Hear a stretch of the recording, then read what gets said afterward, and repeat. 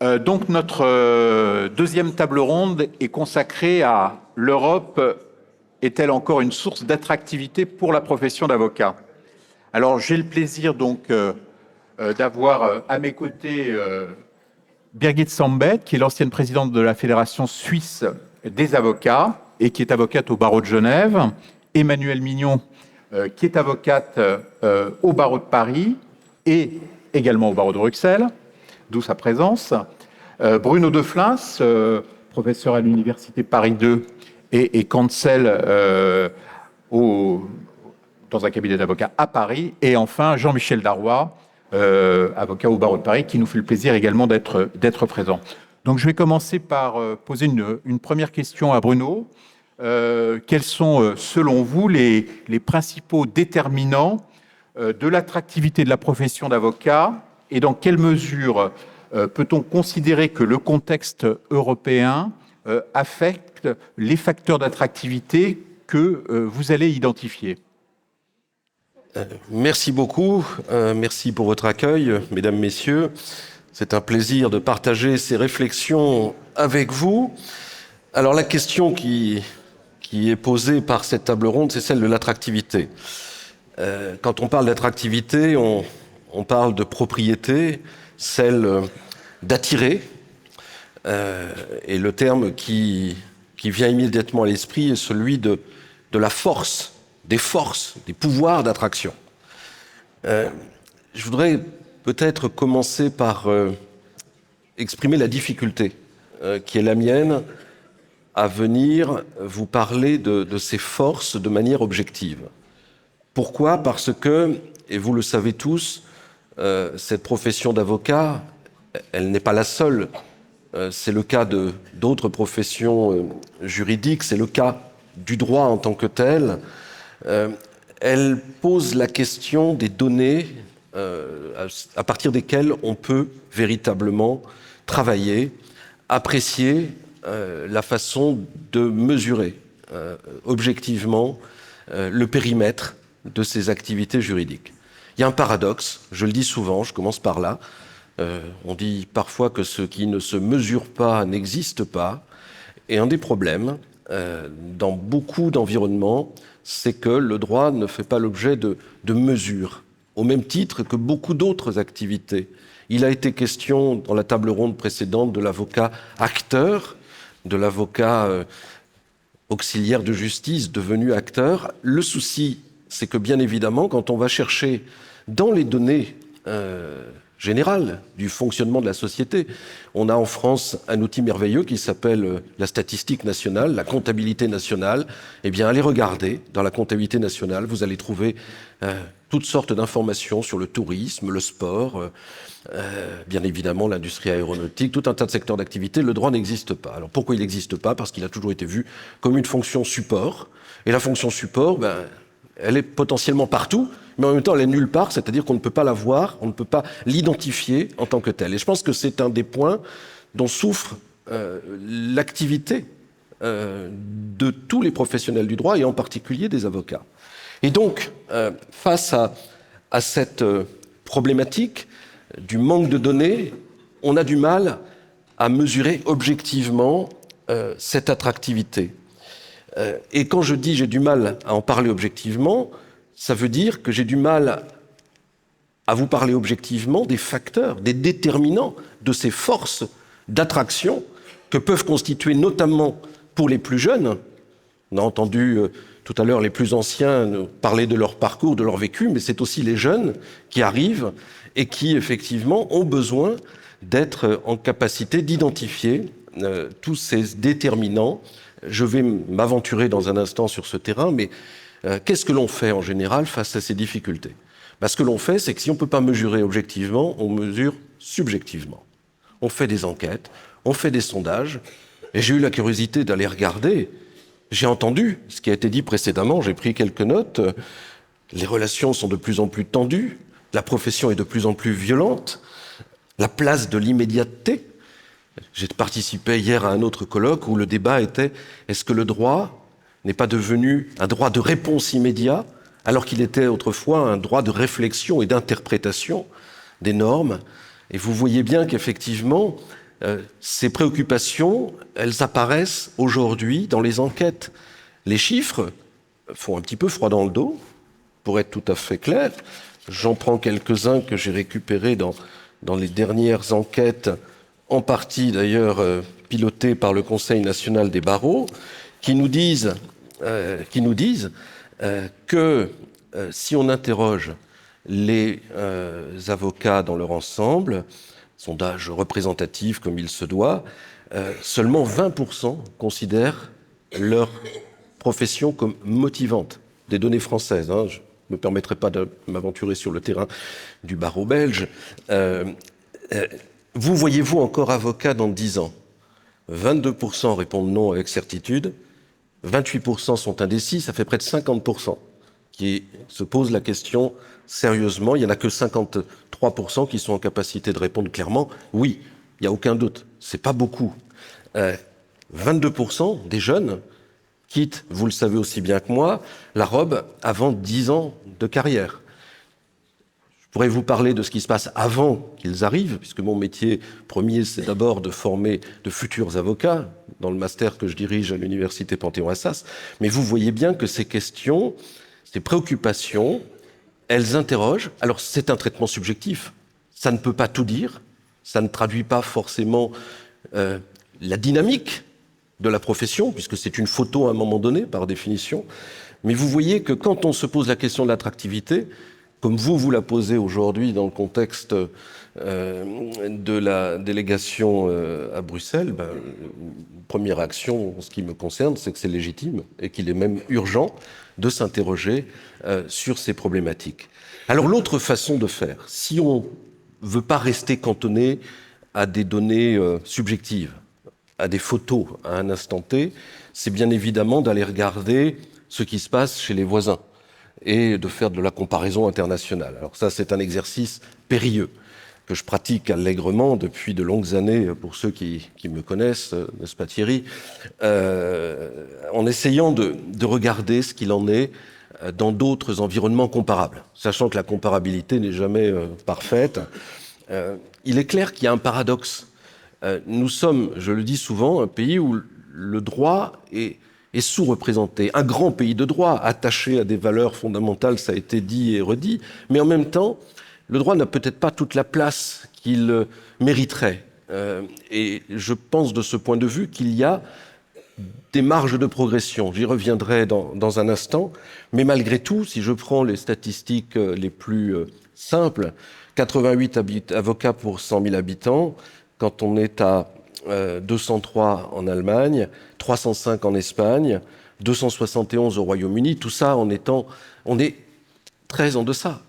Et si je mets en perspective, exercice tout aussi délicat, mais même avec les approximations nécessaires, si je prends les conditions de rémunération et je commence à rentrer dans le dur du sujet sur l'attractivité, bien, soyons clairs, c'est pas non plus à notre avantage. Je vais pas me lancer dans des calculs très pointus, mais là où on est en moyenne à peu près à 80 000 euros bruts par an, en Allemagne, on est plutôt à 160, rapport du simple au double, et au Royaume-Uni, là aussi, on est encore au-dessus, on s'approche des 200, donc des 200 000. Donc vous voyez qu'il y a quand même de bonnes raisons de se questionner avec, malgré tout, ça c'est pas l'avocat qui parle, c'est l'économiste, des démonstrations qui peuvent être faites.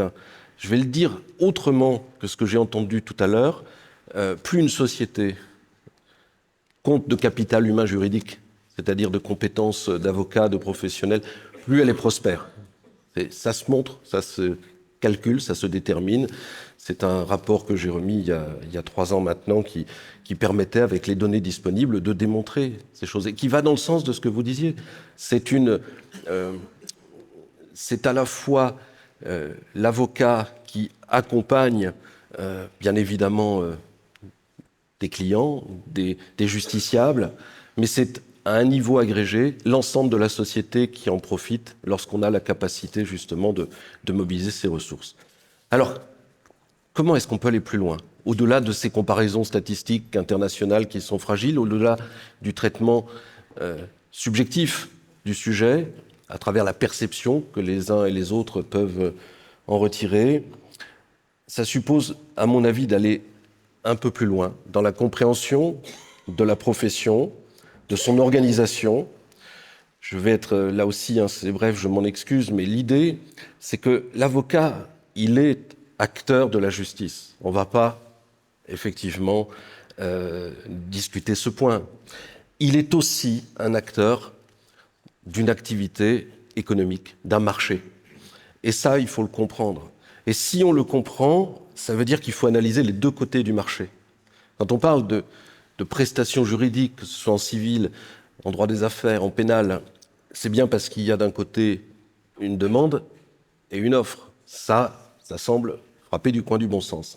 Maintenant, le marché qui, moi, m'intéresse aujourd'hui, c'est pas celui-là.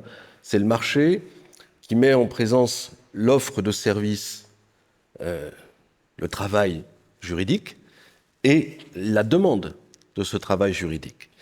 Le côté offre, il s'agit bien évidemment de comprendre ce que souhaitent ceux qui ont la compétence, qui sont formés, qui ont le qualificatif de juriste, d'avocat. Et ces questions de motivation, elles sont complexes. Pour le dire simplement, je pense qu'il y a deux catégories de motivation qui vont définir les conditions d'attractivité. Il y a les motivations que je qualifierais d'intrinsèques.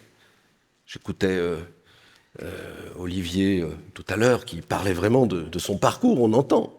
C'est effectivement une conception qui renvoie à la passion pour la justice, qui renvoie au prestige, qui renvoie au statut social. Ça, c'est important. C'est effectivement, pour le dire, concernant les plus jeunes que j'accompagne vers cette profession, quelque chose qui leur importe. Il y a quand même une motivation très forte, quelle que soit d'ailleurs la direction que l'on souhaite prendre, que l'on souhaite aller vers les droits fondamentaux, les droits de la personne, que l'on souhaite aller vers le droit des affaires. Il y a quand même une certaine conception de la justice qui motive intrinsèquement la personne. Et j'oserais, petite confidence, vous dire que j'ai mis du temps à franchir le pas. Ça fait 2 ans maintenant que je suis passé un peu de votre côté. Et je pense que la raison pour laquelle j'ai mis aussi longtemps, alors que le titre je l'avais, c'était précisément par rapport à cette dimension-là, en disant mais on ne peut pas être professeur et avocat correctement en même temps. Peut-être que quand on arrive en fin de carrière, on se permet des choses qu'on ne se permettait pas avant, mais c'est important de comprendre le sens de la démarche dans laquelle on doit percevoir ces motivations. Elles sont importantes, il ne faut pas les négliger. Surtout par rapport à ces problématiques qu'on évoquait de transformation numérique, d'immédiateté, ça interroge. Est-ce que c'est encore ce prestige, est-ce que c'est encore ce statut-là qu'on vient chercher?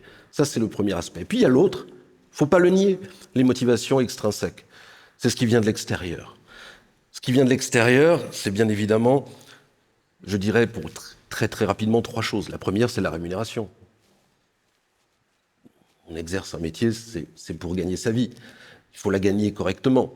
Je ne vais pas ici rentrer dans l'analyse que mènent très bien les différentes organisations que vous présidez sur les conditions d'accès à la profession. C'est pas mon sujet, mais il faut comprendre qu'il y a des enjeux importants. Les conditions de travail, vous voyez bien qu'aujourd'hui, ce sujet devient déterminant dans n'importe quelle structure. Il y a une problématique aujourd'hui de temps de travail, il y a une problématique de conditions. Quand vous entendez les jeunes dire à 20% seulement mon travail est motivant, dans les cabinets, ça doit interroger.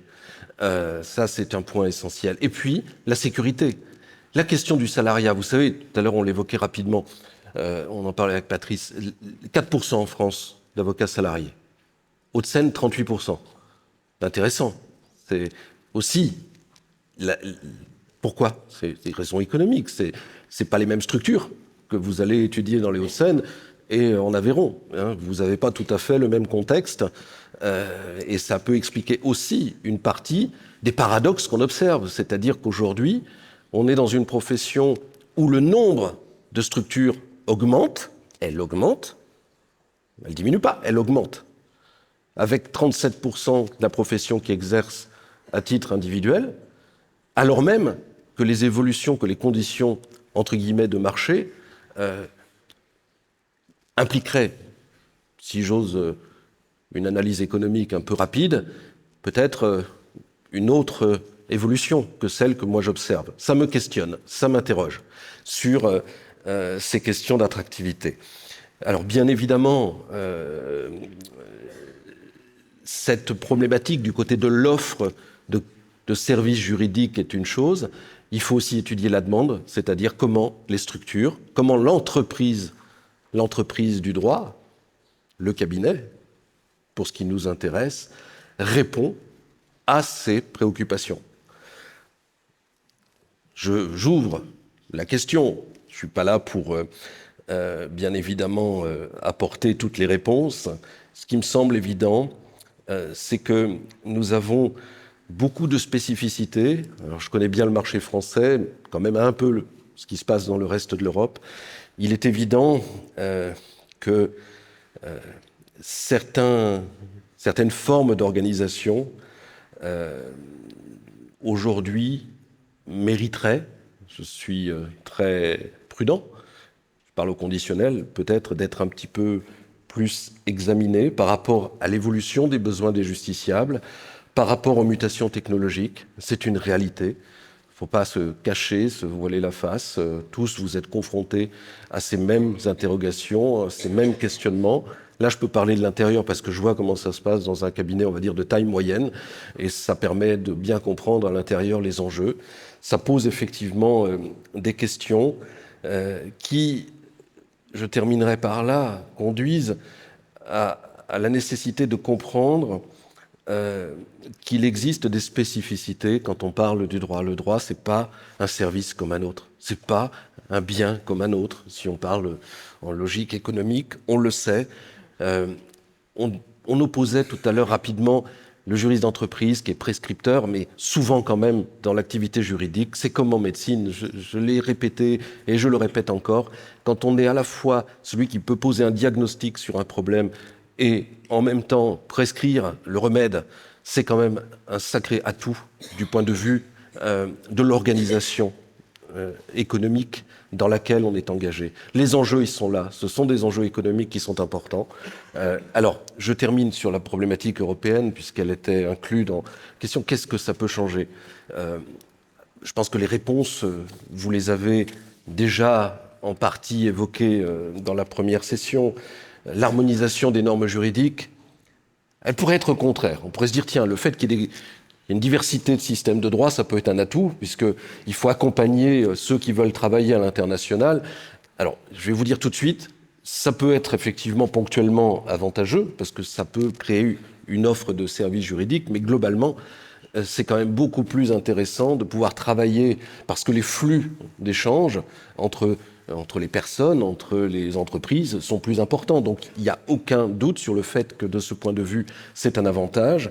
Ensuite, je dirais la mobilité professionnelle, à condition qu'elle soit effectivement avérée et qu'elle soit rendue possible. Et puis, n'ayons pas peur des mots, peut-être la compétition, la concurrence accrue. La compétition, la concurrence, c'est pas des gros mots, c'est au contraire peut-être des moyens qui permettent aux professionnels de différents pays de concourir pour des mêmes opportunités et de s'améliorer mutuellement. J'ai plutôt tendance, peut-être un peu naïvement, mais à croire que ça peut aussi avoir du sens.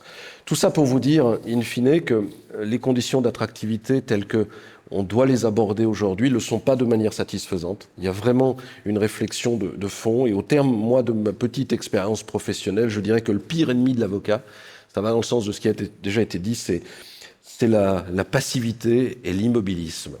Je crois qu'il faut prendre son destin en main et savoir faire face aux mutations de la société, qu'elles soient sur un plan géopolitique, économique, comme c'est le cas en Europe, ou que ce soit par rapport aux grands défis. Il y a quand même des enjeux majeurs aujourd'hui, que ce soit pour les citoyens, pour le monde de l'entreprise, sur la transformation numérique, sur la transformation environnementale. On a plus besoin de droits que jamais, et il faut juste comprendre et affronter ces défis-là avec tous les atouts qui sont ceux de votre profession.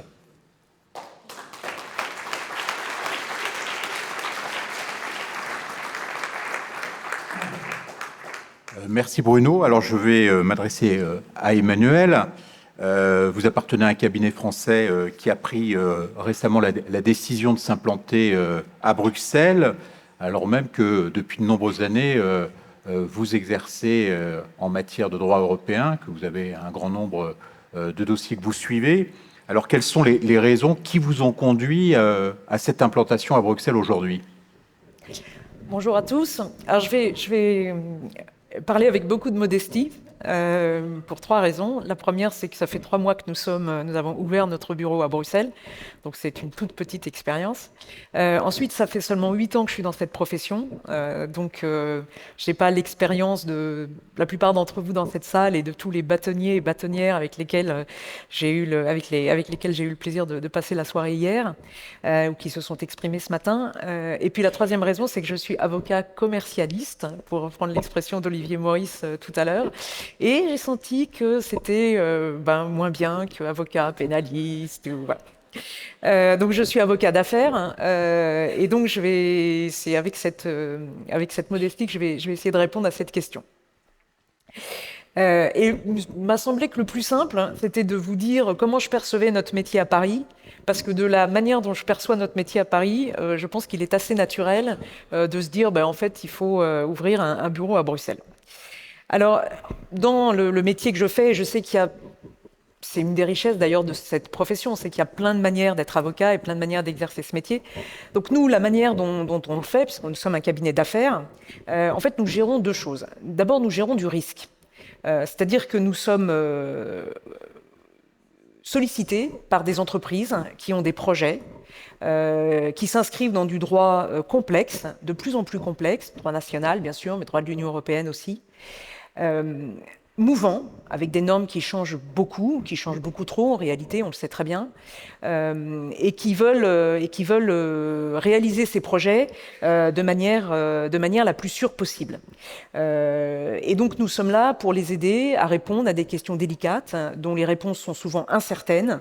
Et c'est un sujet également que j'évoquais hier soir avec un bâtonnier, un niveau de responsabilité qui est très élevé. Moi, très franchement, très régulièrement dans ma pratique quotidienne à Paris, je me dis, l'avis que je suis en train de donner, il est quand même extrêmement structurant pour l'entreprise, et donc j'ai pas le droit à l'erreur. Et souvent, quand même, on est face à des questions très délicates avec des réponses incertaines. Et puis ensuite, on gère du conflit. On gère du conflit parce que ce que font les entreprises ne plaît pas forcément à tout le monde, ne plaît pas forcément aux autorités de régulation, ne plaît pas à la puissance publique, ne plaît pas à leurs compétiteurs. Puis il nous arrive aussi d'attaquer parfois les normes qui sont produites par l'État ou par l'Union européenne. Donc on est là aussi pour gérer du conflit. Engager un conflit, alors évidemment, on est parfois dans la défense, souvent dans la défense, mais on est aussi parfois dans l'action. Et engager un conflit, c'est jamais anodin. Et c'est des questions qui sont la décision d'engager un conflit pour une entreprise, c'est quelque chose qu'elle prend jamais à la légère. Et pour ces 2 volets de notre activité, à la fois gérer du risque et gérer du conflit, on a besoin d'une connaissance, d'une expérience, d'une anticipation, d'une compréhension qui souvent, en fait, ne se trouve pas dans les livres. On a besoin de connaître de l'intérieur les mécanismes profonds des institutions, leur sociologie, leur manière de réagir. Et ça s'applique aussi bien aux organisations qui produisent la norme qu'aux juridictions. On ne va pas se cacher les choses. Les juridictions, elles appliquent le droit, mais elles ont aussi un agenda caché. Elles ont aussi des enjeux de pouvoir. Elles ont aussi une psychologie. Et il faut connaître ça de l'intérieur, me semble-t-il, pour pouvoir conseiller encore mieux que nous pouvons le faire si nous avons une bonne formation, une bonne connaissance juridique, pour encore mieux les conseiller et encore mieux rendre le service qu'elles nous demandent. Il faut connaître de manière profonde ces ressorts intimes des institutions qui produisent le droit et des juridictions qui appliquent le droit. Alors, je vous donne un tout petit exemple. Je ne vais évidemment pas dire le nom de l'entreprise dont il s'agit, je ne peux pas. Mais actuellement, je conseille une entreprise qui est confrontée à son environnement juridique qui est en train de changer parce qu'il y a une loi au Parlement qui est en train d'être discutée pour modifier les conditions dans lesquelles elle exerce son activité, qui est sous la ligne de mire d'un régulateur, qui a engagé également un contentieux.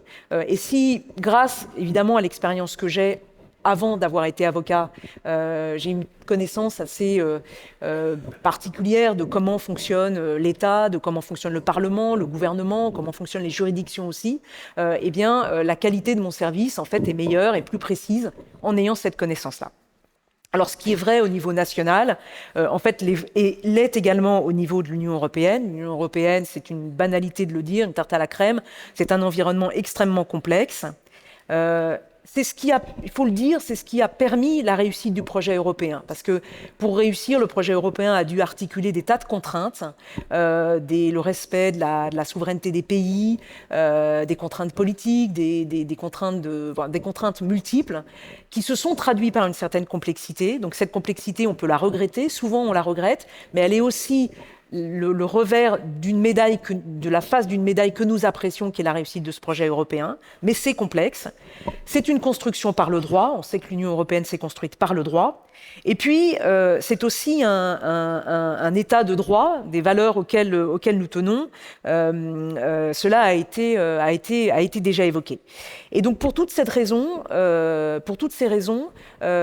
a eu le souhait, dans notre cabinet à Paris, de créer ce bureau à Bruxelles pour entrer dans la bulle, en fait, parce que c'est une bulle, pour entrer dans la bulle et pour avoir également à Bruxelles, là où sont faites de plus en plus des lois qui s'appliquent aux entreprises, avoir une connaissance plus intime du fonctionnement des institutions et du fonctionnement des juridictions, enfin de la juridiction européenne.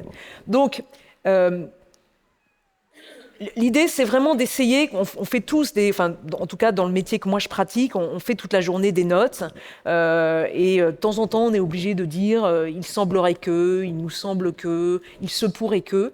Et donc l'idée, c'est qu'en ayant cette connaissance plus précise de la bulle bruxelloise, et ça passe par du relationnel, ça passe pas par les livres, ça passe pas non plus par le modèle du Thalys, c'est-à-dire qu'on prenait le Thalys un matin puis on revenait le soir. Ça suppose d'être présent dans cette bulle de façon à réduire cette part du conditionnel et à pouvoir donner des avis qui sont davantage libellés en termes affirmatifs.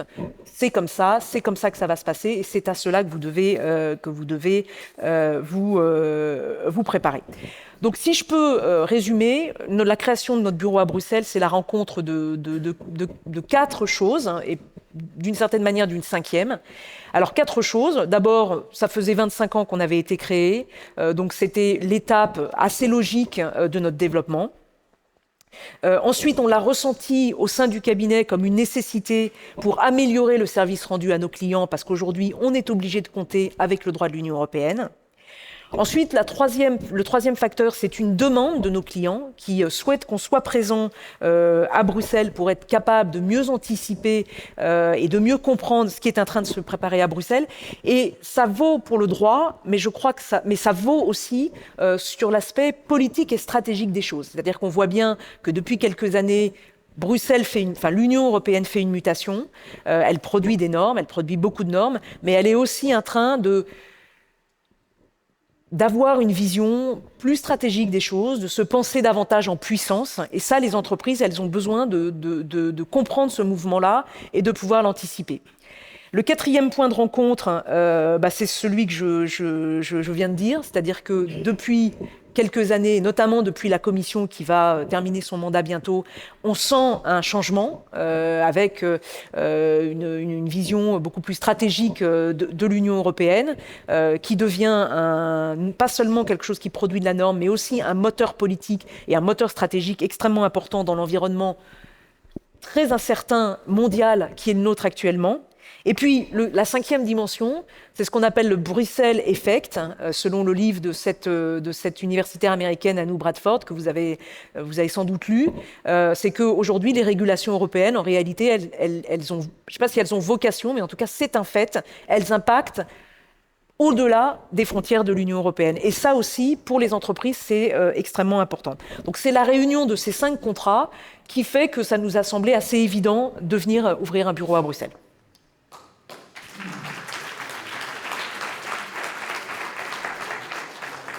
Merci beaucoup Emmanuel, et j'avais eu le plaisir d'entendre Madame Bradford à l'anniversaire de l'ERA, et j'avais été particulièrement intéressé par le diagnostic qu'elle faisait effectivement sur le droit de l'Union et sur cette puissance européenne de la part d'une universitaire américaine. C'était quand même assez intéressant de l'entendre. Jean-Michel Leroy, dans un très proche passé, vous avez été président du comité droit des sociétés du CCBE. Et je sais que vous avez particulièrement apprécié cette expérience européenne aux côtés du Conseil des barreaux européens. En quoi, selon vous, l'environnement européen rend-il l'avocat, la profession d'avocat, plus attractive aujourd'hui ? Laurent, je suis bien embêté parce que j'avais préparé quelques mots et puis au fur et à mesure, tout ce que j'envisageais de dire a été dit. Et donc il va falloir que de manière un peu décousue sans doute, j'essaye de répondre à cette question. Alors, pour rebondir sur ce que vous disiez quand même, j'avais noté quelques chiffres. Le produit intérieur brut de la France en 2022 s'élève à 2 642 milliards d'euros. Le produit intérieur brut des USA, c'est 25 000 milliards de dollars. Donc, la France est un nain économique. L'Union européenne, c'est 16 000 milliards d'euros. Et donc, quand des jeunes viennent me voir pour me demander si c'est une bonne idée de devenir avocat, je leur dis d'abord que c'est un métier qui procure d'énormes satisfactions, de grandes joies, mais aussi de grandes tristesses, notamment en matière contentieuse. Alors ils me demandent si l'avocat d'affaires est si différent de l'avocat traditionnel, celui qui plaide. Première chose que je leur dis, c'est que je n'apprécie pas la terminologie d'avocat d'affaires. Car je considère que même lorsqu'on pratique le droit des sociétés, le droit des fusions, le droit des acquisitions, on est d'abord avocat. Ça veut dire quoi ? Ça veut dire que c'est un métier sacrificiel. Ce qui passe avant tout, c'est l'intérêt du client. Et j'essaye de leur faire comprendre que lorsqu'un client s'adresse à un avocat, il lui fait un grand honneur. Il lui confie un moment important de sa vie, qu'il soit une personne morale ou une personne physique.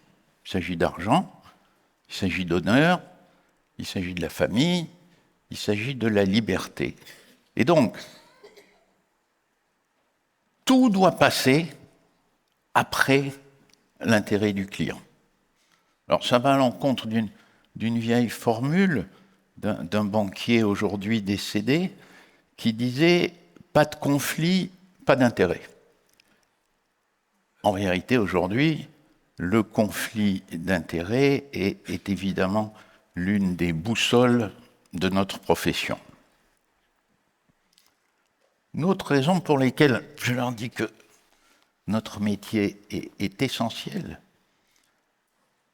et c'est en relation avec l'Union européenne, c'est parce que nous sommes dans un temps d'instabilité. La démocratie est menacée. L'état de droit est menacé. Et il est intimement lié à la démocratie.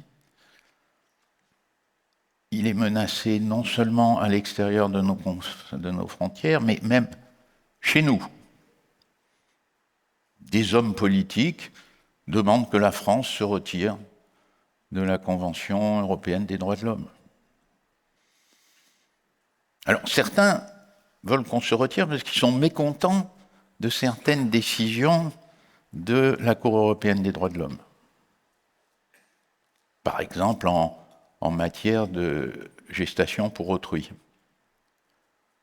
Ça n'est pas parce qu'on est mécontent d'une décision qu'il faut remettre en cause l'existence des institutions. Sinon, nous, avocats, nous remettrions en cause au moins une fois sur deux l'existence de la justice. C'est une période d'instabilité de la fabrication des normes. J'entendais l'autre jour le premier président de la Cour de cassation qui expliquait que la Cour de cassation a non seulement un rôle d'interprétation, d'application des lois, mais a un rôle normatif. C'est-à-dire que la Cour de cassation produit des règles applicables sur tout notre territoire, ce qui semble aller à l'encontre de la vieille idée des révolutionnaires que les juges ne peuvent pas rendre d'arrêt de règlement. Alors, sans rentrer dans une analyse trop compliquée pour moi, il est évident qu'aujourd'hui, même lorsqu'elle statue sur des cas particuliers, la Cour de cassation fixe des règles que les tribunaux appliqueront dans d'autres affaires.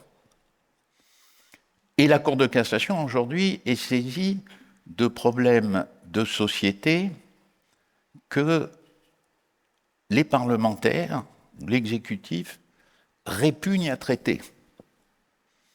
On va voir ce que donne la loi en cours d'élaboration sur la fin de vie. Ce qui est certain, c'est que depuis des années et des années, la règle n'existe pas, la norme n'est pas fixée, et ce sont les juges qui, au cas par cas, statuent sur ces problèmes fondamentaux. Alors, quel est le rôle de l'avocat ? Quel est le rôle de l'avocat ? Il a été beaucoup abordé ce matin, et on a souligné combien en ce moment les rapports, en France tout du moins, des juges, notamment en matière pénale et en matière pénale financière, que les rapports des juges et des avocats sont extrêmement tendus. C'est très regrettable. C'est très regrettable. Et là aussi, il faut que les avocats se rendent compte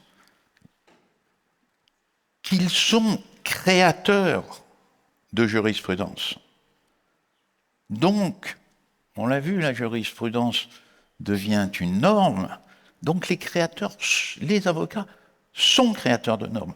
Le juge ne peut pas statuer sans débat contradictoire. Le juge ne peut statuer que sur les arguments, les idées avancées par les avocats. Et d'ailleurs, souvent, au lieu de dire que telle décision a été rendue par tel tribunal ou telle cour d'appel, on pourrait dire que la décision a été rendue sur les conclusions de Maître Petiti. Donc, il faut absolument, je crois, que notre profession aille vers les juges. Je crois qu'il ne faut pas entretenir les jeunes dans je cherche un terme, mais disons dans l'animosité vis-à-vis des juges. Il est évident qu'on a parfois des rapports extrêmement difficiles avec eux. Mais il faut, Edgar Faure disait qu'il faut parler aux juges comme on parle à des enfants. Il faut faire leur pédagogie, il faut faire leur éducation, parfois en se dressant contre eux. Mais notre métier, dans la plaidoirie, dans le conseil, dans la négociation, c'est de convaincre. Alors, à l'inverse, il faut aussi que les juges se forment différemment, sur deux points. D'une part, admettre le caractère essentiel de la contribution des avocats à l'œuvre de justice, et certains sont très réservés sur cette idée, et puis aussi les former à aborder des problèmes plus vastes que ceux qu'on leur apprend à résoudre à l'École nationale de la magistrature. À admettre non seulement qu'il faut écouter les avocats, mais sans doute écouter aussi des ONG, des personnes qui vont leur apporter leur expérience et enrichir leur réflexion. Et pour terminer, je voudrais illustrer la contradiction, la difficulté de tout ça par l'application du principe de proportionnalité. Ce principe, lorsqu'il a été annoncé, a donné l'impression à beaucoup d'avocats que la loi allait, du fait des décisions de la Cour européenne des droits de l'homme, que la loi allait être encore rabattue à un rang inférieur. Mais ce principe de proportionnalité, qui peut avoir de temps en temps des conséquences vraiment choquantes pour nous, surtout pour nous, les avocats qui malheureusement, madame, exercent depuis beaucoup plus longtemps que vous, en matière de nullité du mariage. Vous avez sans doute vu cette décision. Un mariage tombé sous le coup de la nullité parce que le beau-père avait épousé sa belle-fille. Quelque chose comme ça. C'était une nullité absolument évidente, soulevée par un membre de la famille des années après la célébration de ce mariage. Par application du principe de proportionnalité, les juges ont décidé prononcer la nullité du mariage aurait des conséquences disproportionnées avec le principe de sécurité juridique, de stabilité de la famille. Donc, ce principe va s'appliquer quand deux principes, sécurité juridique, stabilité d'un ménage, se contrebalance. Et donc, dans un cas particulier, c'est toujours dans un cas particulier, il va falloir que les juges admettent qu'un principe a un peu plus d'importance que d'autres. Et là, le rôle de l'avocat est essentiel. C'est lui qui, par ses arguments, qui, par son talent, va pouvoir convaincre ou non les juges. De même, grâce à la Cour européenne des droits de l'homme, la Cour de cassation est revenue sur sa jurisprudence centenaire au sujet du changement, on disait à l'époque de sexe, maintenant on dit de genre. La jurisprudence française était absolument hostile. À la suite d'une décision de la Cour européenne des droits de l'homme, il a fallu qu'elle admette la possibilité de changer de sexe. Pour autant, disait-elle, qu'il y ait des actes chirurgicaux. Cour européenne des droits de l'homme, nouveau revirement de la jurisprudence de la Cour de cassation, il n'y a plus besoin d'actes chirurgicaux. Et quels sont les principes en balance? Celui de l'intimité qu'a consacré la Cour européenne des droits de l'homme, contre celui de la sécurité juridique qui voulait que chacun garde son identité pour que l'État puisse le suivre. Et donc, là aussi, c'est un avocat qui a su emporter, grâce aux décisions de la Cour européenne des droits de l'homme, la conviction des juges français et les faire évoluer sur un problème qui vraiment aujourd'hui apparaît essentiel dans l'évolution de nos sociétés. Donc, avocat, c'est un merveilleux métier. L'Europe repose sur deux fondements, les libertés publiques et l'économie. Et dans ces deux domaines, notre intervention, chers confrères, est essentielle et il faut que nous en soyons conscients. Il faut que nous soyons conscients que nous pouvons agir sur le cours des choses. notamment grâce à la Cour européenne des droits de l'homme.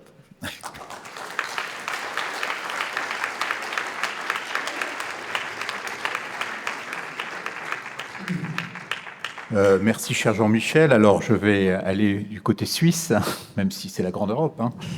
Dans quelle mesure, cher Birgit, l'Europe est-elle un facteur d'attractivité pour les avocats suisses? Merci beaucoup, Laurent. D'abord, j'aimerais vous remercier. Vraiment du fond du cœur remercier les organisateurs, que la Suisse puisse participer à cet magnifique événement aujourd'hui. D'ailleurs pour lequel vous avez toutes notre félicitations de la part de la communauté helvétique, parce que effectivement les liens avec l'Europe et rien que le fait que j'ai pu participer, que nous, parce que je pense qu'on est 2 Suisses dans la salle aujourd'hui, Pierre-Dominique Schoup qui est présent, dont je vais parler tout à l'heure, et moi-même, peut-être qu'on est les seuls non-européens d'ailleurs. C'est exactement ce qui s'est passé ce matin qui fait que la Suisse a la velléité, pense que c'est important d'avoir ces échanges. Parce qu'on a ces échanges sur une profession qui est identique, qu'on exerce généralement de la même manière, avec les mêmes préoccupations. Et puis, les échanges que j'ai appris ce matin, les paroles de sagesse, les statistiques, etc., sont des informations, bien évidemment, des partages qui sont importants pour l'analyse de notre profession, de nos marchés, de notre manière de fonctionner, sachant, et j'y reviendrai un petit peu plus tard, que finalement, ce qui se passe en Europe aujourd'hui va d'une manière ou d'une autre, parce qu'on est toujours un peu plus lent, on est toujours un peu plus circonspect, parce que les Suisses sont les Suisses et ne prennent pas toujours tout ce qui vient de l'Europe, mais généralement ces évolutions vont trouver application en Suisse à un moment donné. Donc l'importance de voir ce partage, l'importance le facteur d'attractivité, c'est bien évidemment ce partage, mais ce n'est pas uniquement un partage où nous venons chercher de l'information, mais c'est aussi un partage où nous aimerions partager ce qui se passe en Suisse. Parce que c'est vrai que la Suisse est quand même un peu l'exemple ou the exemple démocratique en Europe. Ce n'est pas le seul, bien évidemment, mais c'est vrai que nous avons une manière de fonctionner qui pourrait produire des exemples, qui pourrait produire notamment des velléités d'attention et de réflexion sur comment ça se passe. La Suisse a également des réflexions propres sur la manière de gérer l'interculturalité, le plurilinguisme. Et je l'ai vu, pour avoir été maintenant pendant 2 ans la présidente de la Fédération suisse des avocats, de gérer les mêmes manières, l'exercice de la profession avec des visions un peu différentes. On a parlé ce matin de cette vision de l'avocat qui est en Suisse, on dirait, dans la Suisse d'où moi je viens, c'est-à-dire Genève, l'avocat est pratiquement le garant du droit. Ça va bien au-delà de l'acteur de la justice.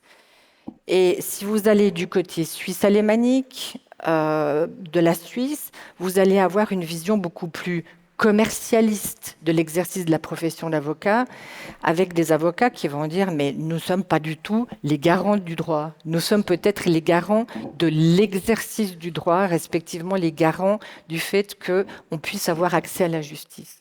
Donc, tout cela pour dire que l'échange est fondamental, que la vision européenne, elle est aussi fondamentale, mais que cet échange, c'est un échange mutuel et qu'on est là aussi pour mutualiser des informations. J'en veux pour preuve notamment les réflexions que nous avons eues, je pense, en Suisse, avant qu'elles arrivent vraiment de manière aussi claire au niveau européen, de l'autorégulation de la profession d'avocat, notamment pour les questions de blanchiment, où la Suisse, depuis des décennies, a mis en place une autorégulation efficace pour réguler les avocats qui travaillent dans le domaine de l'intermédiation financière, où l'on considère qu'il n'y a pas de secret professionnel. Et faire en sorte que cette limite-là soit très clairement posée pour éviter en fait des discussions qui se posent, qui se sont posées, qui se posent à nouveau aujourd'hui sur finalement la portée de ce secret professionnel sur des activités dites typiques, non typiques. On a entendu ce matin aussi les activités bien évidemment de conseil que certains aimeraient opposer à l'activité forensique. Donc là aussi, les échanges, certainement aussi l'apport de nos réflexions et de notre pratiques pour l'Europe ont été intéressantes. Comment est-ce qu'on les fait, ces échanges? Ces échanges ont lieu de manière assez fréquente et continue.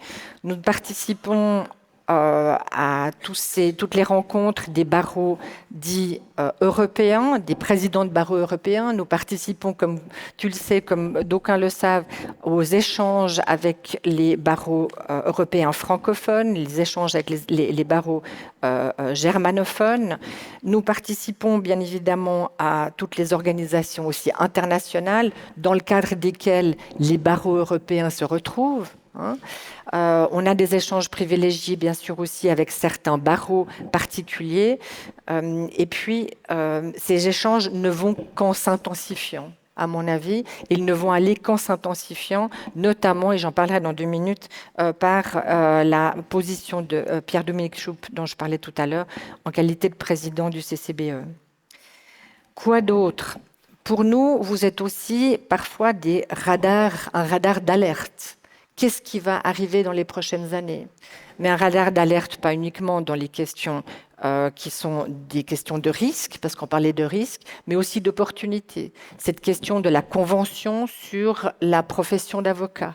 Et il est très important que la Suisse puisse participer aux discussions, aussi pour qu'à l'interne, et pour la petite histoire, nous venons de moderniser notre code suisse de déontologie, mais que pour nos réglementations internes, aussi, on ait déjà une réflexion d'avance et qu'on puisse apporter aussi notre sensibilité, notre perception dans les discussions, même si elles sont purement européennes, en tout cas dans un premier temps, quand bien même j'ai compris que cette convention serait ouverte à la signature d'autres parties.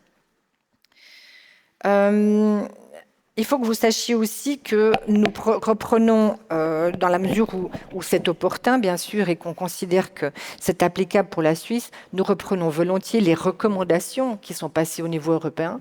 Je pense notamment à une des recommandations que nous avons reprises il n'y a pas très longtemps, la recommandation sur les plateformes numériques, qui a été reprise par la Fédération suisse des avocats et par différents barreaux cantonaux d'ailleurs. Ce que je voulais dire aussi, c'est que nous avons le même constat que vous en Suisse. L'érosion du secret professionnel, la problématique de l'accès au droit. On a parlé notamment de la 8e directive en ce qui concerne les sanctions contre la Russie. Et puis, ces problématiques-là que nous envisageons de la même manière que vous, elles sont reprises par le Conseil fédéral qui édicte des ordonnances, généralement pas nécessairement avec la base légale adéquate, avec la reprise de ce genre de règles qui clairement sont problématiques par rapport à l'accès au droit, par rapport à, bien évidemment, un exercice adéquat de la démocratie, etc. Et donc, pour nous, il est très important de voir comment sont gérées ce genre de problématiques en Europe. Et on en a discuté lors de la préparation. Nous avons même certains barreaux, notamment le barreau de Genève, qui a adhéré à l'action qui a été menée par le barreau de Bruxelles, si j'ai bien compris, et le barreau de Paris, contre cette problématique, contre cette directive, et qui empêche finalement l'accès au droit. On vient d'en parler dans la précédente table ronde, l'accès au droit de certains citoyens du fait de leurs origines, etc. Quand bien même on parle de l'accès au droit, ce qui est absolument intolérable. Que vous dire d'autre? vous dire une chose très importante qui me tient à cœur, j'en ai parlé maintenant par 2 reprises. Pierre-Dominique, qui est dans la salle, qui peut peut-être se lever, mais je pense que tout le monde le connaît ou presque, est donc citoyen suisse et il va devenir, à partir de 2024, le président du CCBE. Voilà, Pierre-Dominique, dont la candidature a pu être faite après un petit peu un parcours particulier, sachant que, et peut-être que vous ne le savez pas, le CCBE, en fait, a été constitué en Suisse. Il a été constitué en 1960 à l'occasion d'un congrès de l'UIA. Et à ce moment-là, l'idée a germé d'un CCBE qui ne s'appelait pas tout à fait comme ça à l'époque, dans l'idée de rejoindre les forces, etc. À l'époque, la Suisse n'en faisait pas partie de manière pleine. Elle avait alors un statut d'observateur et ce statut a été changé à l'occasion d'une modification statutaire du CCBE de 2006. Et à ce moment-là, la Suisse est devenue partie à part entière du CCBE, ce qui était une première, sachant que la Suisse n'est pas membre de l'Union européenne. Après 10 ans, en 2016, la Suisse ayant des velléités quand même de participer pleinement, elle a posé la candidature de sa présidence et c'est à ce moment-là, en 2016, que Pierre-Dominique a été élu comme 3e vice-président. Peut-être c'était un peu plus tard, pardon. Je le regarde parce que c'est lui qui est le garant de l'histoire, qui a été finalement élu pour devenir, et c'est vrai, c'est en 2020, 3e président du CCBE. Donc, pour répondre à ta question, oui, c'est très important pour nous. Nous nous réjouissons beaucoup de cette élection parce que ça va permettre pour la Suisse d'encore mieux comprendre ce qui se passe en Europe, pour l'Europe de comprendre aussi ce qui se passe en Suisse, de voir comment ensemble nous pouvons continuer à travailler pour que l'exercice de notre profession soit celui qui a été décrit pendant toutes nos discussions jusqu'à maintenant, à savoir, et peut-être qu'il y a une dimension qu'on a un tout petit peu oubliée, cette dimension que l'avocat, il est investi d'un monopole.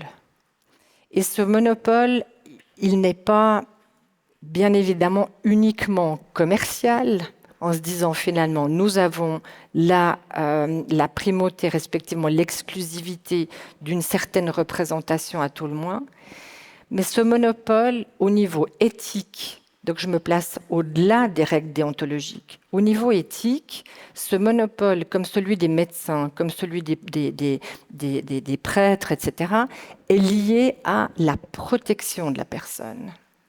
Et nous avons donc une véritable obligation, en contrepartie de ce monopole, de veiller à ce que nos clients, et vous l'avez dit tout à l'heure, soient protégés. Nos clients, nous sommes au service de ces clients. Et lorsque nous nous battons, que ce soit pour le secret professionnel qui appartient aux clients, que nous nous battons pour la reconnaissance, on a parlé ce matin aussi de l'image de la profession, il est important que nous nous battions pour cette image-là. Et vraisemblablement, c'est aussi une des problématiques qui fait partie des discussions en Europe. En tout cas, je l'ai entendu beaucoup ce matin et à laquelle nous souhaitons être associés. Voilà, pour toutes ces raisons et certainement pour plein d'autres, aussi parce que même si on est en Suisse et qu'on a l'impression que la Suisse veut garder sa neutralité distante, je pense qu'on est beaucoup ou très europhile et qu'on est bien évidemment aussi par toutes nos relations, etc., très liés à la culture européenne, à son histoire, bien évidemment.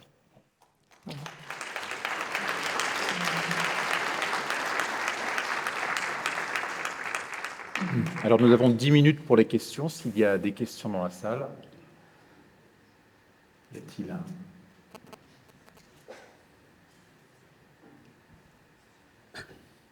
Michel Brunet, ancien bâtonnier du sud des Alpes de Haute-Provence. Lorsque le rapprochement se fait entre la conférence des bâtonniers et le barreau de Paris en 1993, la définition était celle de 3 axes qui étaient donc le lobbying, la formation, l'information. C'est sur le lobbying dont je veux parler. Et je pense que 40 ans c'est un âge de raison à laquelle on peut répondre. Le lobbying était fait à ce moment-là, et le barreau de Paris l'avait commencé avec son antenne, il y a 40 ans, notamment pour contester, en tous les cas, marquer sa place en face du droit anglo-saxon et des Britanniques, qui, à Bruxelles, étaient très présents. Alors, l'observation et la question, elle est transversale à toutes les tables rondes. C'est aujourd'hui, après le Brexit, quelle est la place du droit français? Quel est le lobbying que l'on fait?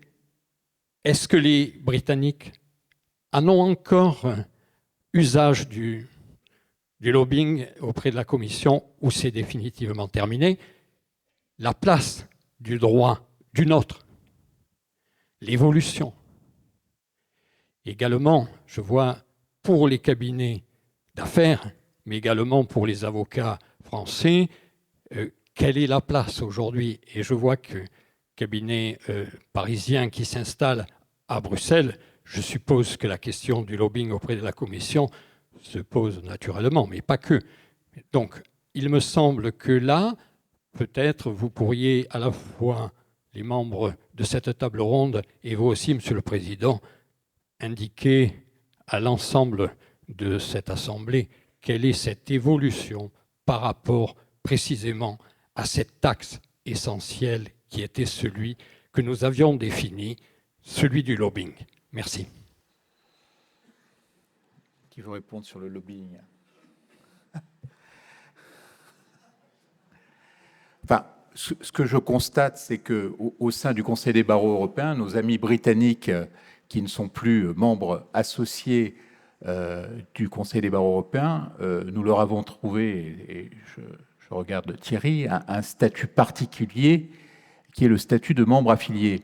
Et ce que je remarque aussi, c'est que nos amis britanniques qui, lorsque nous avons négocié avec eux effectivement ce nouveau statut, où il leur a été interdit, ou tout au moins il leur a été recommandé de ne plus s'exprimer sur les questions du droit de l'Union, puisque, évidemment, ils ne font plus partie de l'Union européenne. Mais dans les faits, dans les différents comités du CCBE, où nos amis britanniques sont toujours présents, ils continuent à s'exprimer sur le droit de l'Union. Même si ils ne peuvent plus voter sur des questions liées au droit de l'Union. Et donc, on le voit bien, nos amis britanniques, même si, voilà, au jour d'aujourd'hui, ils ne sont plus dans l'Union, ils sont toutefois encore dans l'Union. Et je suis tout à fait assez intéressé et surpris par cette prise de position de nos amis britanniques qui continuent à s'exprimer sur le droit de l'Union et qui, à Luxembourg, sont encore très très présents dans les contentieux qui viennent aussi bien devant le tribunal de l'Union que devant la Cour de justice. Et avant même que nos amis britanniques sortent de l'Union, un grand nombre de contentieux devant la juridiction de Luxembourg étaient menés par les barristers britanniques. Donc, l'influence du droit anglais, eh bien, moi, me semble-t-il, se fait encore sentir d'une autre manière dans les relations entre le Royaume-Uni et l'Union européenne. Et il suffit de voir aussi sur certaines conventions auxquelles le Royaume-Uni voudrait effectivement appartenir, ou tout au moins qu'il y ait des accords entre le Royaume-Uni et l'Union européenne, sur, par exemple, la libre circulation des jugements ou d'autres considérations. Nos amis britanniques souhaitent évidemment appuyer précisément là-dessus pour essayer, tout au moins, d'obtenir de l'Union européenne, mais un certain nombre d'États s'y opposent à ce que ces conventions puissent être signées entre l'Union et le Royaume-Uni pour pouvoir profiter encore de cette libre circulation des décisions dans l'espace judiciaire européen. Donc voilà, ils n'y sont plus, mais ils y sont encore. Je ne sais pas s'il y a d'autres réflexions dans la salle, mais voilà. Non, ben, Ça marche? Oui. Alors, un tout petit mot sur cette question. D'abord, bon, pour les raisons que j'ai expliquées, moi je ne suis pas capable de dire aujourd'hui, j'ai trop peu d'expérience ici pour pouvoir parler de l'influence respective du droit français et du droit anglais. En revanche, tout ce que j'entends dans cette salle depuis ce matin, c'est que les avocats ont un rôle à jouer pour influencer les normes. Alors, il a été longuement évoqué et à juste titre, moi j'adhère pleinement à ça, pour aussi l'avoir vécu quand j'étais au Conseil d'État, le rôle des avocats dans les contentieux pour faire évoluer la jurisprudence, c'est quelque chose d'essentiel dans la doctrine, dans les prises de position qu'on peut prendre dans les articles, etc. Mais puisque de toute façon, ce travail-là, on le fait auprès des juridictions, il faut le faire aussi en amont, au moment de la production des normes.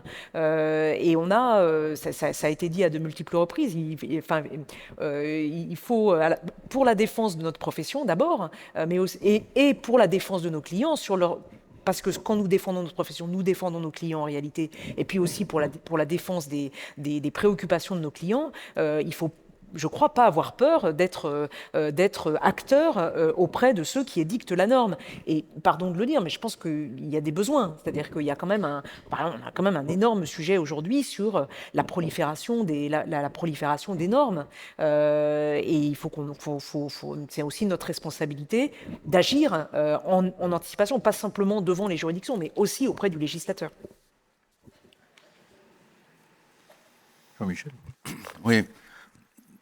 Réflexion personnelle. Je crains que le droit français ait perdu beaucoup de temps. Deux exemples, des raisons. D'abord la langue. Voilà. L'anglais s'est répandu. Les sociétés françaises, 2 sociétés françaises passant un contrat, 9 fois sur 10, elles vont le faire en anglais. Quand par hasard c'est rédigé en français, on se rend compte que la structure rédactionnelle est en fait anglaise. On essaye de mettre des mots français sur une construction de phrases anglaises. Ensuite, on a parlé tout à l'heure de la Cour de cassation. La rédaction, jusqu'à une date récente, des décisions de la Cour de cassation, qui étaient extrêmement synthétiques, et qui se concluait par un acte d'autorité, comme ça. Bon. C'était tellement synthétique que ça ne pouvait pratiquement pas être traduit en langue étrangère.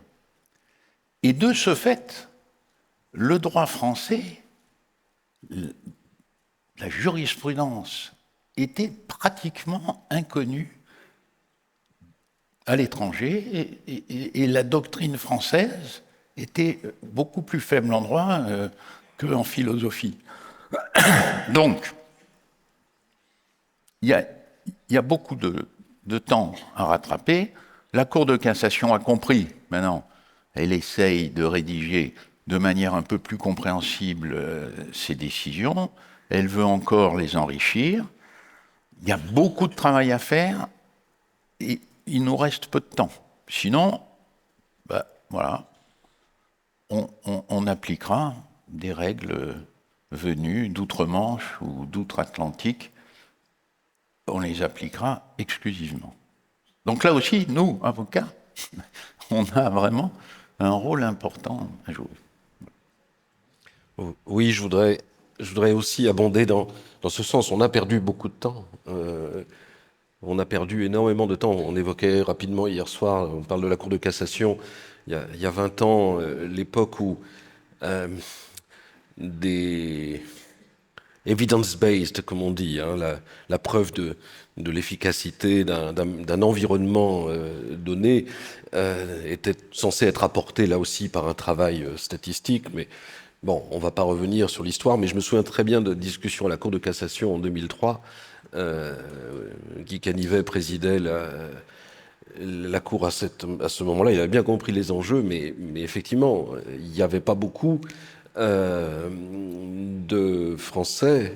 Il y avait plus d'Américains le jour où on les a invités, en provenance notamment de la Banque mondiale et de l'université de Harvard, je me souviens très bien. Il y avait plus d'Américains dans la grande salle de la Cour de cassation que de Français. Quand je parle de Français, c'était aussi bien des professeurs de droit que des praticiens. On n'a pas vu arriver cette compréhension, là on est vraiment sur l'influence par le droit, la compréhension que la domination économique, elle passe pas que par la monnaie. L'histoire qu'on a tous appris, c'est qu'effectivement la domination se fait par la finance, mais elle se fait aussi par le droit. Et ne négligeons pas le fait que ça continue.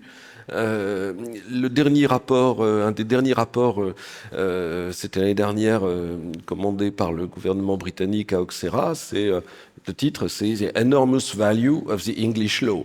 Ça veut tout dire. Et c'est pas le meilleur rapport personnellement que j'ai pu examiner en tant que spécialiste de ces questions, mais il faut effectivement être présent par rapport à l'évolution de la norme, mais il faut aussi être présent pour défendre un certain nombre de principes. Je me souviens que la dernière fois où j'ai eu l'occasion de venir au CCBE, c'était le thème de la déontologie, au moment où, très sérieusement, au sein de la commission, certains imaginaient que la déontologie, je résume, n'était pas forcément une valeur de marché. Je pense que certains étaient présents le jour où on a pu en débattre. Il y a eu une offensive qui est venue. Alors attention aux mots qu'on utilise parfois. Je l'ai entendu, le mot monopole, il est à double détente. Dès qu'on commence à parler de monopole, ça commence à crisper un certain nombre de régulateurs, pour le dire de manière très générale. Donc attention à l'usage de certains termes, même si effectivement le sens est incontestable, mais il est important aujourd'hui d'être présent, d'être très présent, parce que je dirais que les offensives sont loin d'être terminées et qu'il est important que la profession mesure bien les enjeux. Je pense que c'est le cas, mais l'arène européenne est devenue absolument essentielle, comme vous le disiez précédemment. Jean-Jacques. Oui, merci. J'ai deux questions. Vous entendez ? Oui, ça y est. J'ai deux questions. La première, c'est pour Jean-Michel Darrois, qui a parlé tout à l'heure du retard du législateur, c'est-à-dire que les juridictions produisent des normes parce que il y a un vide et que donc les juridictions y pallient. C'est également vrai sur le plan européen, puisque le système est tellement complexe, complexe dans la mesure où il y a 27 États qu'il faut qu'ils se mettent d'accord, même s'il y a des majorités qualifiées, et qu'en conséquence, c'est la Cour de justice qui est amenée à faire des normes. Alors, à partir du moment où on touche à des libertés, au domaine des libertés, ça devient compliqué. Parce que, normalement, tu as parlé de démocratie et d'état de droit, mais on peut se poser la question de savoir si l'état de droit n'est pas phagocyté par une démocratie. Et qu'on ne confond pas les deux. Parce que c'est à ce moment-là, c'est le juge qui détermine exactement tout ce qui doit être l'état de droit, et c'est plus la norme qui détermine l'état de droit. C'est une grave difficulté. Maintenant, on a je ne sais pas ce que tu en penses. Deuxièmement, le professeur Defrein a évoqué la nécessité d'évoluer. Alors, et je profite de l'intervention de la présidente de la Fédération des avocats suisses. Est-ce que on a trois pays qui n'ont pas évolué, notamment en matière pénale? La Suisse a adopté, entre autres, comme la quasi-totalité des pays européens, la procédure accusatoire en matière pénale. Or, nous avons trois pays, le Luxembourg, la Belgique et la France, qui ne l'ont toujours pas adopté. Est-ce qu'il n'est pas nécessaire qu'on puisse évoluer, et ça changera également, fondamentalement, la façon d'exercer la justice?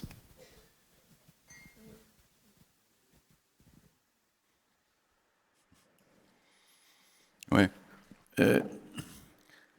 Sur l'état de droit et les juges, le critère définitif, c'est l'indépendance de la magistrature. C'est le critère qui est retenu.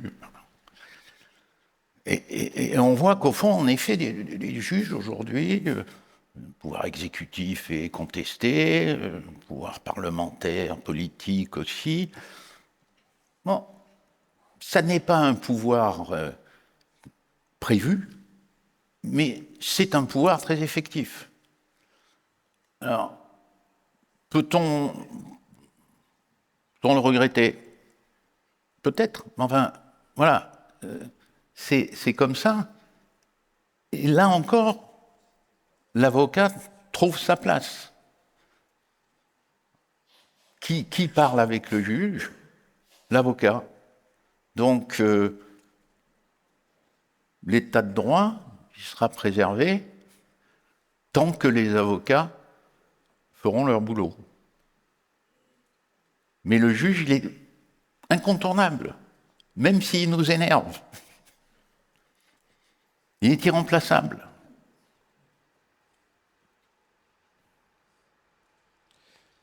Je ne peux pas résister à l'envie de rebondir. C'est rare, vous savez, que des articles de droit et d'économie, hein, c'est comme ça que ça s'appelle le Law and Economics, pour le dire simplement, soient publiés dans des grandes revues généralistes scientifiques. Je vais juste en 30 secondes vous parler d'un papier publié il n'y a pas très longtemps qui vient d'une université suisse. Parce qu'ils ont les moyens de faire des choses absolument fantastiques. C'est Ernst Fehr, qui est un grand professeur à l'université de Zurich, qui a piloté un programme qui consistait à tester simultanément dans 25 pays du monde ce qu'on appelle un jeu de bien public. C'est comment les gens acceptent de coopérer les uns avec les autres pour contribuer au bien commun, hein, protéger l'environnement, obtenir des infrastructures publiques. On est le service public, hein, celui dont on parlait un petit peu à plusieurs reprises aujourd'hui. Et c'est une expérience, la même, dans 25 pays, qui consiste à prendre des centaines, des milliers de gens et à les faire participer à ce jeu. Il y a un protocole qu'on appelle un jeu de bien public. C'est très balisé en matière d'économie expérimentale ou comportementale. Et donc, on fait cette expérience dans 25 pays. Il n'y avait pas la France. Hein. Je ne pourrais pas vous donner un résultat pour la France, mais il y avait la Suisse, il y avait le Brésil, il y avait la Russie, enfin, il y avait beaucoup de pays. Le résultat est assez intéressant. On a le même niveau de coopération dans toutes les sociétés. Et ça, c'est un résultat attendu, parce qu'on le sait. On le sait depuis les années 60, 70. On a des protocoles qui disent, ben voilà, les gens coopèrent à peu près à 50%. C'est-à-dire qu'il y a un degré de participation spontanée au bien commun qui est de l'ordre de 50%. Mais il y a quand même 50% qui jouent, l'expression, vous la connaissez, free rider, hein, passager clandestin. Je vais essayer de profiter du bien commun sans contribuer à la hauteur de ce qui serait nécessaire pour que tout le monde puisse financer correctement le bien collectif. Très bien. L'originalité, c'est une deuxième étape. Et la deuxième étape, c'est je vais annoncer aux gens, à ceux qui sont en face de moi, qu'il y en a qui ne jouent pas coopératif avec eux.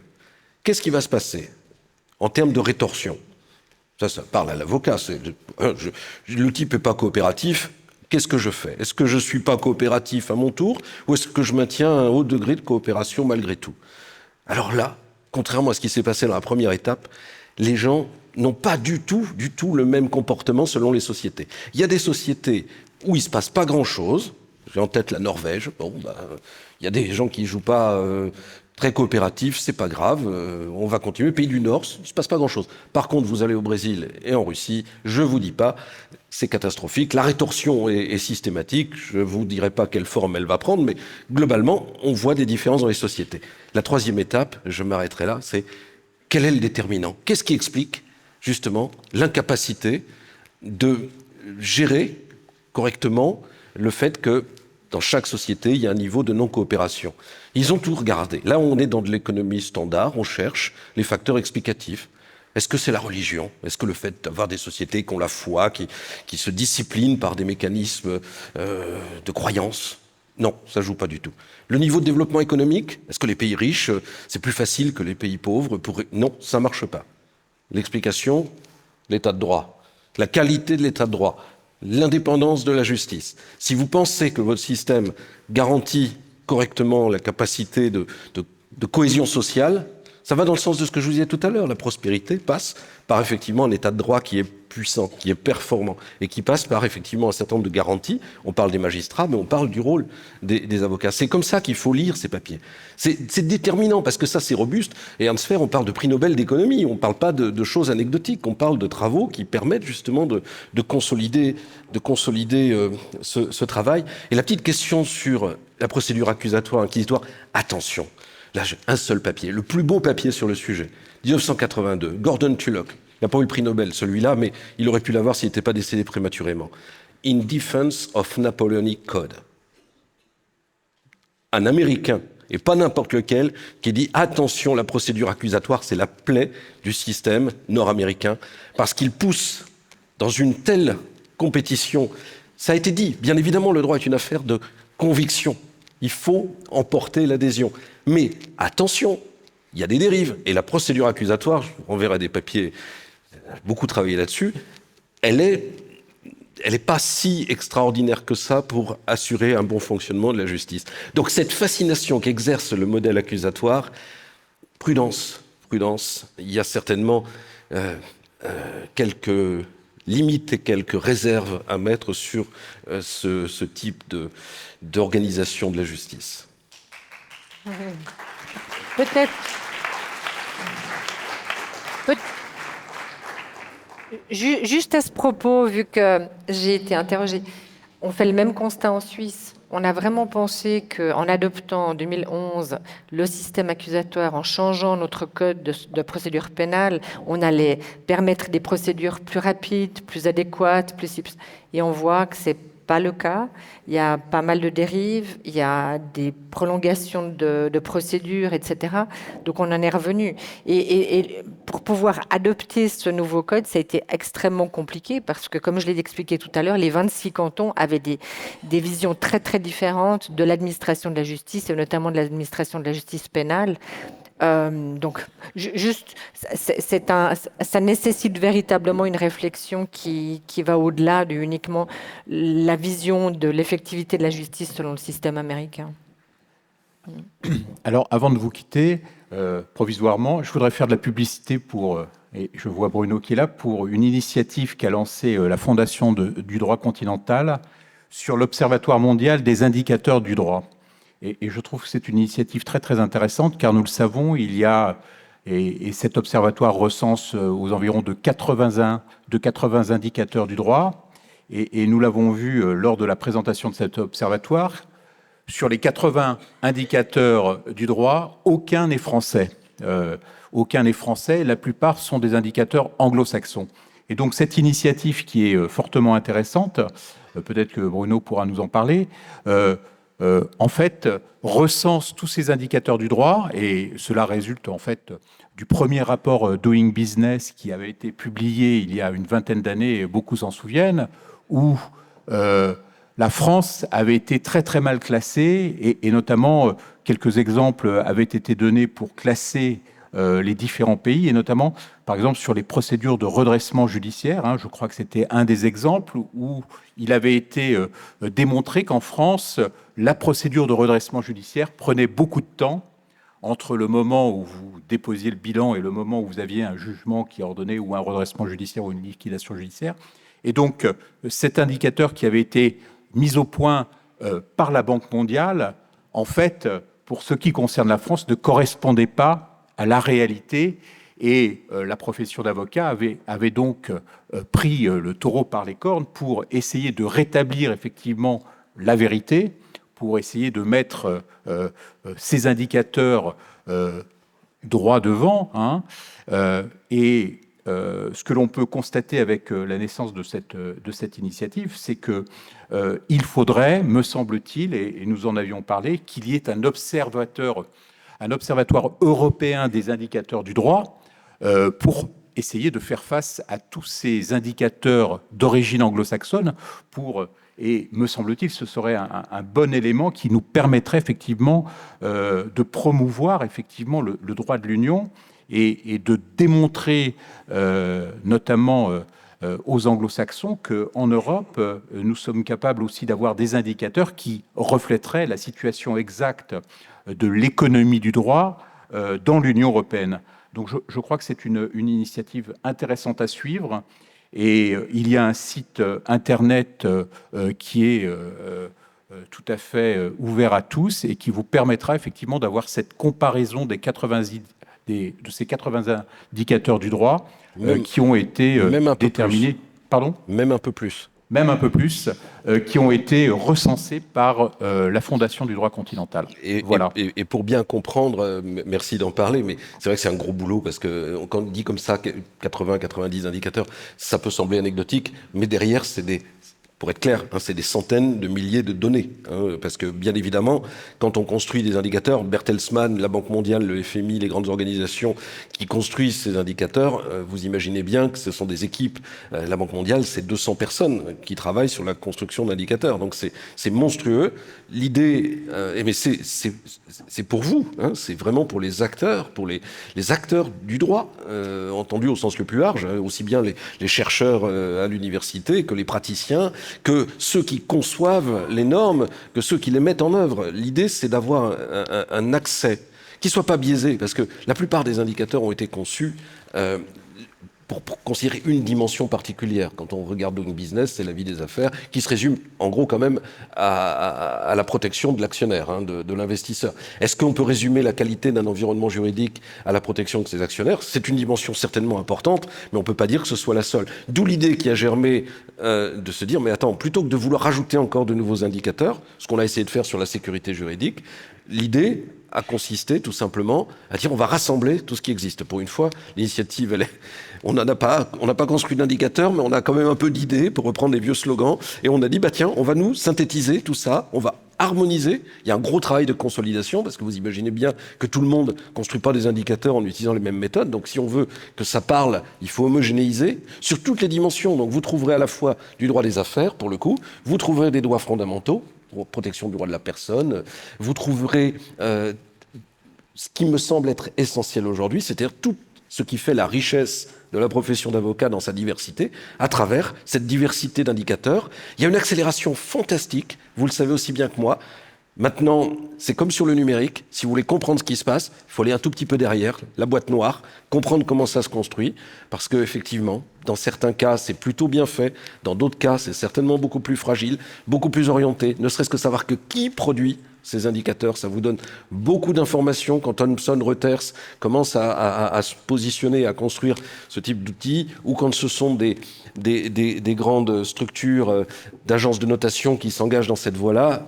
Bon, il y a effectivement des arrière-pensées qui méritent quand même d'être un petit peu analysées, étudiées, mais la réalité du droit aujourd'hui, qu'on le veuille ou qu'on le veuille pas, il y a d'un côté cette dataïfication extraordinaire et de l'autre la construction de ces indicateurs. Ne nous laissons pas là non plus déborder, parce que c'est la meilleure façon, effectivement, comme disait Jean-Michel Darrois tout à l'heure, de perdre encore un peu, de prendre encore un peu de distance par rapport à l'avancée de ces phénomènes. C'est pas parce que les outils sont conçus dans le monde anglo-saxon qu'ils sont nécessairement à notre désavantage. Surtout, je termine, ce que j'ai constaté, c'est que quand on prend toutes les dimensions du droit, on se rend compte que les pays européens s'en sortent quand même beaucoup mieux que d'autres environnements qui sont très bons sur certains domaines. Mais dès qu'on commence à lisser, dès qu'on commence à regarder globalement la cohésion, la cohérence d'un système de droit, honnêtement, l'Europe s'en sort très bien. Elle est largement devant beaucoup d'autres environnements. Encore faut-il effectivement aller creuser un peu derrière ces indicateurs. Merci à tous. Et donc, je vous invite pour la pause déjeuner. Nous nous retrouvons à 14h15.